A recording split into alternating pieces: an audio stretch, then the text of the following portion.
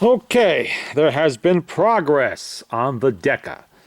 I have been informed by a helpful YouTube viewer that this is a Decca 105 from the late 1930s and is in fact supposed to be an orthophonic machine, which I kind of suspected, but it did have a Decca reproducer on it with a mica diaphragm, so that kind of threw me. Well, searching around online, I found at least 3 more like this one, pictures and whatnot. And each one seems to have a different reproducer. So I'm going to guess that whatever Decca used on this was like the Salon 10 that I have. And it used a pot metal reproducer of some kind that did not hold up. I was informed this should have a Swiss reproducer. Now, Swiss didn't use pot metal, of course. But I couldn't find any online that actually had a decent picture of one of these with a Swiss reproducer. Although that would be an excellent choice. I always like the Swiss reproducers. They usually work well. And they tend to fit anything that, that's a Victrola type tone arm that would fit a Victrola type reproducer, at least non-orthophonic. So, we are playing musical reproducers this morning. I have several different reproducers here that I found on these machines and pictures on these machines. So we will see. I'm just playing them back and forth, which one plays best, looks best. Got to come up with something. The other mystery is why this machine is not badged. I mean, the reproducer on it did say Decca. That's the only reason why I knew this was a Decca. Otherwise, I'd have had no clue. Garage motors are used in lots of different machines, especially Columbias and whatnot. So you really couldn't go by that. Now, the pictures I saw online, there was a tag right there, right here in this corner. As you can see, there is absolutely no sign there was ever a tag there at all. There's no pinholes from the little tacks might hold one down, no glue spots, nothing. Nothing. Now, this should have had an album in here. I saw that online. A couple of them did have original albums. The album does say Decca Salon on it, but generally manufacturers don't put their company badge on something that can be removed from the product. Because it's removed, you don't know what it is. And like I said, the ones I saw online did have a tag, so I don't know why that is so. Is this possibly a machine that they made on the same assembly line as the 105, but was unbadged to be sold in some department store or whatever? Don't know.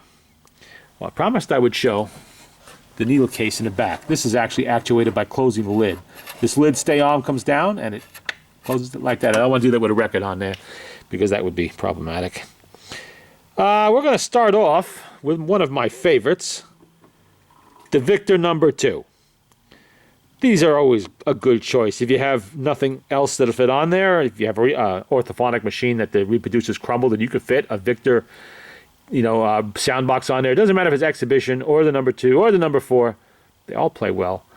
And this one in gold kind of matches the machine. I'm not going to leave it on there, but I figure I'll just play since I have an older acoustic record. Whoops, I didn't show you what that was. This does have an auto brake, but this record will not actuate it, so we're going to use the regular brake. Let's see. Behind Your Silken Veil.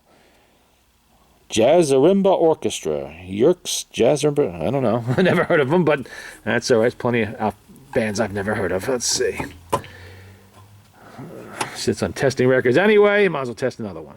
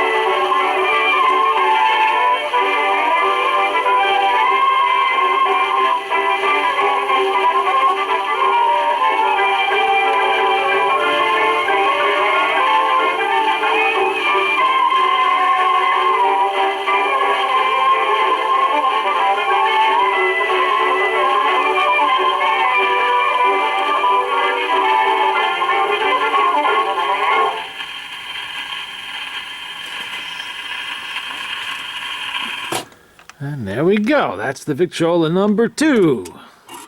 Now let me select another reproducer to put on here and wind it up. It fits the tonearm very nicely too. That's sometimes an issue when you're swapping back and forth with reproducers. You don't know if it's going to fit the tonearm well, or if you're going to have to fight it. I'm going to put the one that came on this machine on here, and we'll see about that one. And obviously this says Decca on it, so it is a Decca reproducer. And it's roughly the equivalent in size of the Victrola number 4. Its diaphragm is that size. Okay, and this has been rebuilt with new gaskets, so we'll give it a shot. Oops. I guess I use 2 hands to get the needle in, or I'm going to stab myself. Let's pick a record. This sounds familiar, this record. I think I have another copy of this one somewhere. I must have played it already if it sounds familiar. What do we got here? Well, I played that one already. I want something a little... Let's see. Okay. How about April Showers? We'll do that one. I think I've done that before, but I have like 6 copies of this. And this does not have the eccentric groove either. Or we can do Weep No More My Mammy. That's got a big chip in it. So we'll do April Showers. That was a very popular song in the 1920s. And being a small spring, you do have to wind it for each play, pretty much. I mean, you probably could get 2 plays out of this, but it's about 41 degrees in here this morning because we had a freak May snowstorm last night with it cold weather with it. Lots of ice and snow on the car. Not a lot, but enough that I had to scrape it off the windshield this morning, which I don't really associate with having to do much in May, not in this part of the country. So it's cold in the building. I only just started the fire about a half an hour ago, so it's going to take a while for it to warm back up. And cold tends to thicken the grease in the springs, and you end up having, you know, less life out of them, basically. Not life, but less playtime out of them, because they're fighting the inertia of that thick grease inside the barrel, and on the motor too. But this one's doing all right, as long as I remember to wind it up. Oh, I didn't show you this. This handle doesn't screw in. Pulls back, rotates up, slide down, and there you go. Back, down, and in to catch the little thing. See, a neat little design. Oh, let's see. This one I have to turn on manually too. Took me a while to get that auto brake to function. I'll demonstrate it next record.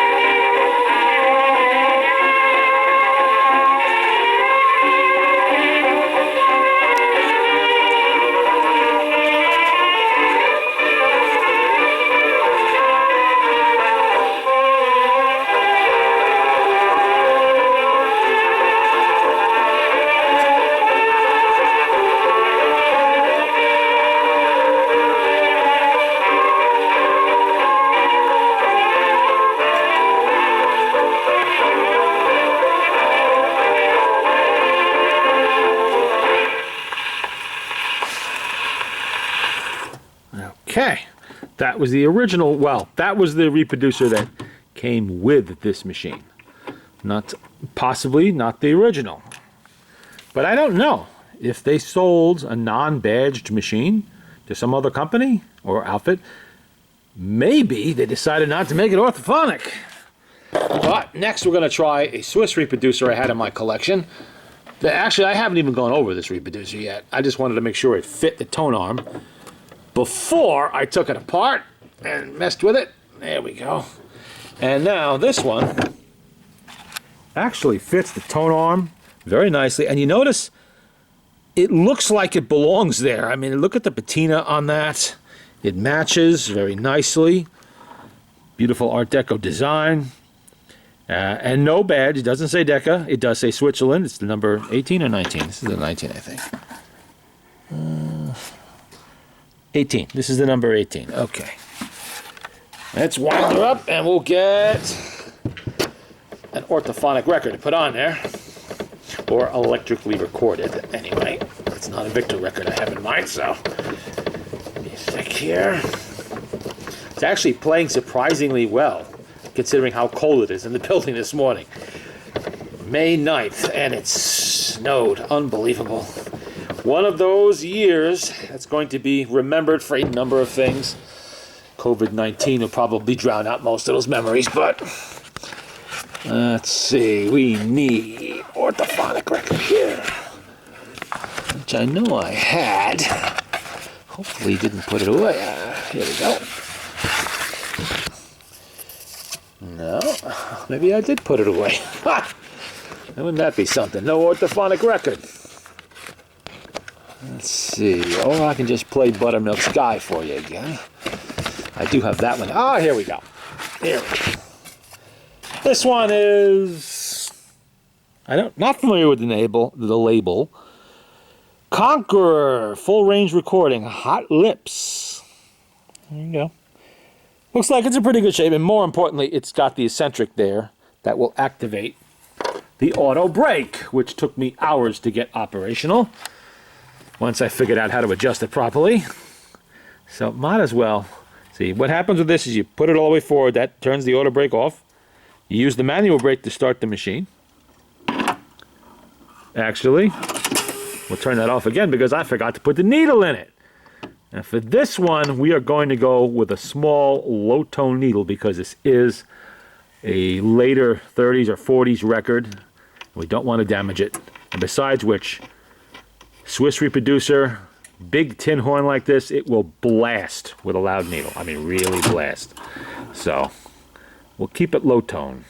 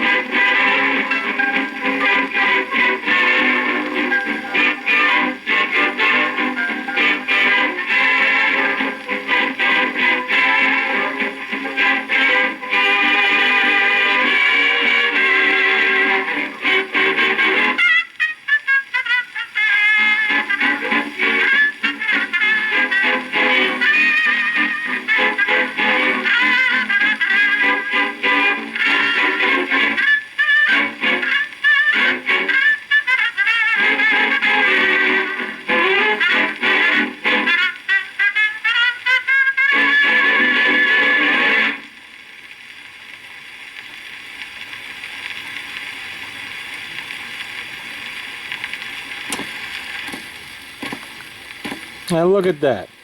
The eccentric is broken. The groove is broken. Ah! The one thing I wanted to try, it doesn't work.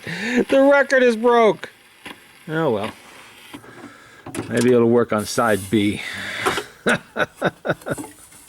I guess I should have used the old Victor Electric I was playing earlier. Okay, come on. Get in there.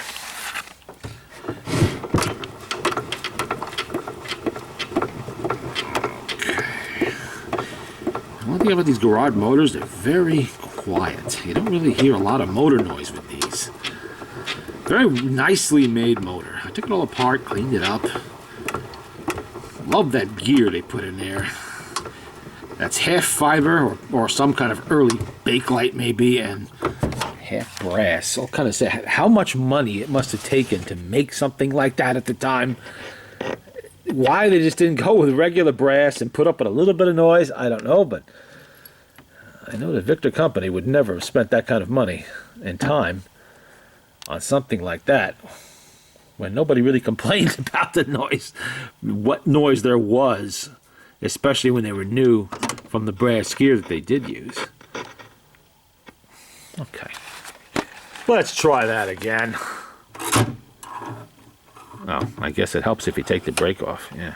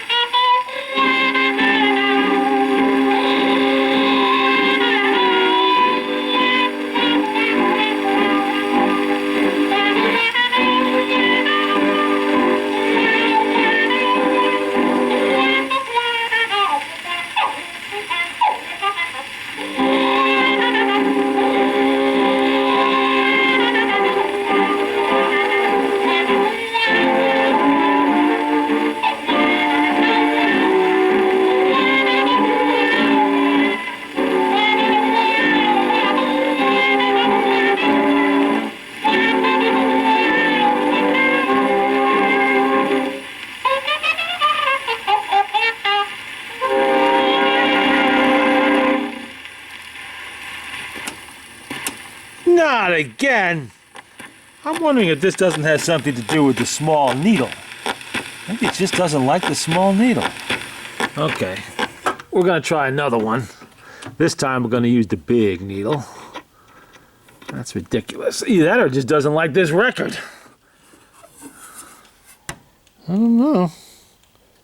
It definitely has the groove, but somewhere in there, it's like it's not progressing into it. It's just going around and skipping. Like a skipping record, but in the groove. I never heard of that happening before, but I guess it could. All right, let me select another record here. Let's see, what do we have? It's got an eccentric. I played that one about 15 times already. Let's see. Something here. Whoopsie. Okay.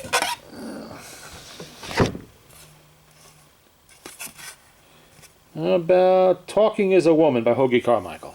It's got a really nasty chip in it, so I'm going to have to start this record.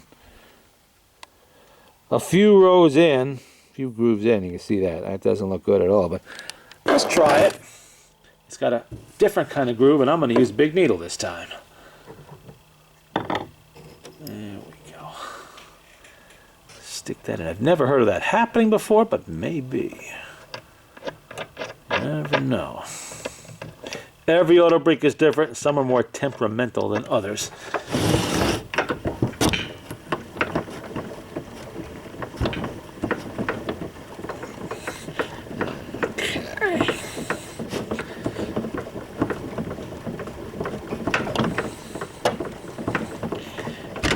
Little tiny cranks. You really do have to crank about 40 times to get it up to full power. At least from, one play. If you were going from a dead spring, you'd be going probably about 75 or 80 times. Okay. Let's play Hoagie here. Oh, I gotta start this in. We're gonna start it right about there. Talking is a woman, listening is a man. He eats breakfast without the newspaper. He get all the news from listening to her. Talking is a woman, helpless is a man. She said, darling, button coat to prevent grip. Tilly button coat, she never buttoned her lip. Man, stay out late, what he tell me, not 100% true. When he get kissed out at office, he deserve a good talking to. But talking is the woman, listening is a man. Conversation turned to love, aha, that's when he loves that yada-ta-ta.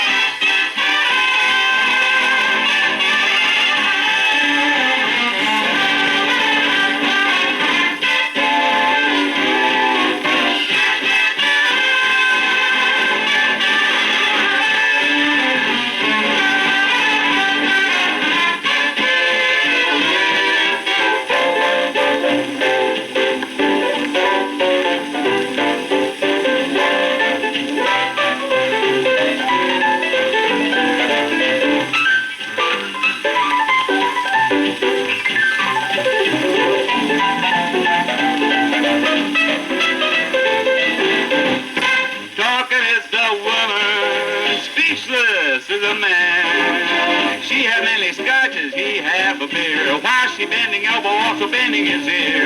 Talking is a woman, and shut up is a man. He make money, but he never show profit. For she managed to sweet talk him out of it. She have good line, talk, fine, and she nearly always right. Hear ye, wonder where she gonna speak tomorrow night.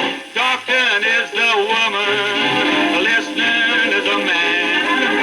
When she want new coat, she very cagey. This shut tight woman, give the man a kiss.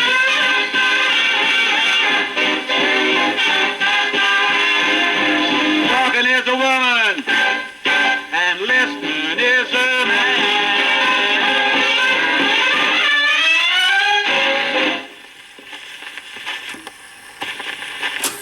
There we go. Now it's working.